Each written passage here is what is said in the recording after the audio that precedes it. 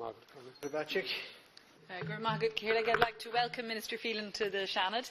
You're very welcome, Minister, and to welcome very much this motion put down by our colleagues, Senators MacConghail and Van Turnhout, which is such an important motion and which has given rise to, I think, a debate that has reinvigorated not only Minister Kelly but all of us in this House. I've certainly found it really reinvigorating and stimulating to hear the really interesting views expressed, but very much in harmony with each other. I think everyone here is in agreement, and I really welcome Minister Kelly's particular and passionate personal commitment to delivering on this motion.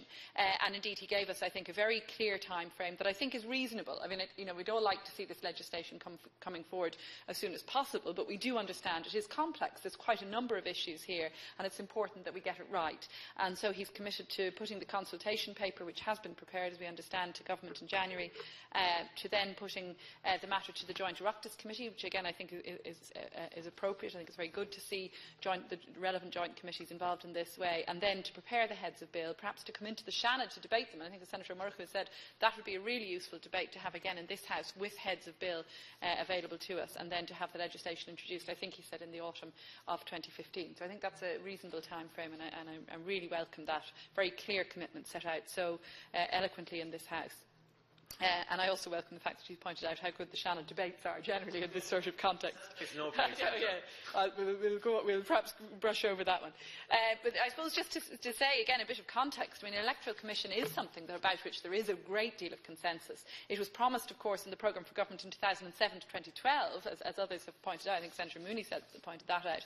And indeed, the then Minister, John Gormley, commissioned the report that many of us have commented on and have read, the preliminary study on the establishment of an electoral commission in Ireland, which was submitted to the Department of the Environment in November 2008 by political scientists and lawyers from UCD. And of course, November 2008, I think the report was unfortunately perhaps overshadowed by other political events. But certainly reading the report, it makes very clear recommendations for reform, for the establishment of an electoral commission through legislation, indeed, and others commented on this, through legislation, through the enactment of an Electoral Commission Act, that the functions currently performed by SIPO and the Registrar of Political Parties should be combined within this single body, but that it would also take on a range of other functions to include registration of political parties, the compilation of the electoral register, and others have commented very strongly about the difficulties currently with the compilation of the electoral register, delimiting of constituencies, the administration of elections, party and election funding and research and promotion. I think added to that, I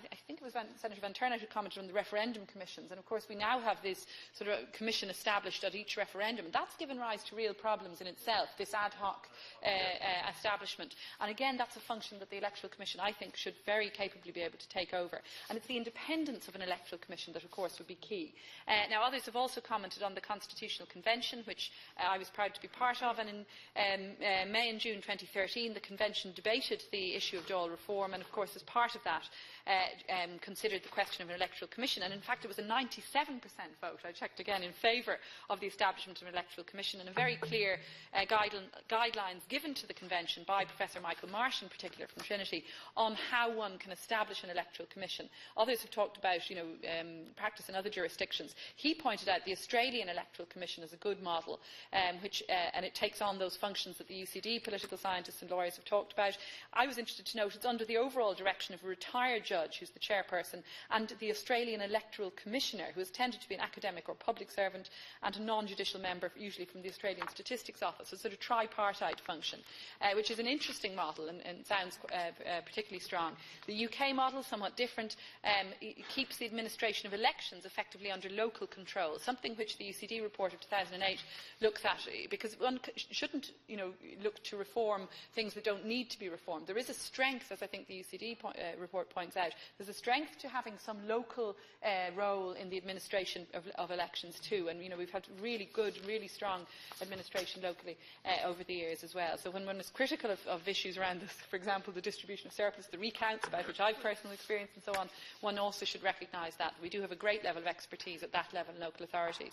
Can I just say that in terms of registration of parties, that's an issue I have a particular interest in. I represented a political party that took an appeal under the very archaic system. Others have spoken about the 19th century model of electoral I think the Minister Kelly mentioned this, a voter registration. Thank you. But the registration of political parties, in fact, statutory framework for that set up in 1963, but it really is quite archaic. The Registrar of Political Parties, who's ex officio the Clerk of the Dáil, makes the initial decision, but there's an appeal board to which I appealed on behalf of my client, but we lost, unfortunately. A judge of the High Court takes an appeal, and they have to consider whether the political party or the entity that wishes to consider itself a political party is organised, has at least 300 recorded members, and has a number of other criteria. Now, the party I represented was the Cannabis Legalisation Party. I was a barrister in practice representing them, and the party wasn't sufficiently organised, it turned out, to qualify. But there is a question mark about why one needs this sort of procedure in place. You know, there's a lot of cumbersome aspects to the process of voter registration, but similarly, if one starts to look at any of the many other aspects about which an electoral commission should have jurisdiction, one finds as equally cumbersome and probably unnecessary impediments to all sorts of different aspects of our electoral system. So I do think, you know, there are many complex areas we need to look at. In terms of voter registration, I did love the idea of the 18th birthday or 16th birthday card reminding the individual citizen that they are entitled to vote, but others questioned whether that could be done. Of course, the President currently sends a card to everyone who reaches their 100th birthday, so perhaps that's the model we should look at. And Mr. Phelan has reminded me about Australia having compulsory voting. So, you know, it's something that that's something I don't personally support, but I think, again, if we were looking at the sort of reform, the sort of whole-scale reform envisaged in the introduction of an electoral commission, it's something that might be part of a debate, and I think we could have a very good debate in this House. And again, Minister Kelly has said he'll come to all of these issues with an open mind. I don't see anyone clamouring for compulsory voting in Ireland, I have to say, but the idea of establishing an independent electoral commission to take on those functions that are outlined in the 2008 report and that have been so wholeheartedly endorsed by the Constitutional Convention and by the Minister today, I think that the establishment of that commission would have cross-party and indeed cross-society support, and I really am delighted we can support this motion and that we can all work together to ensure that this happens by the end of 2015. All going well.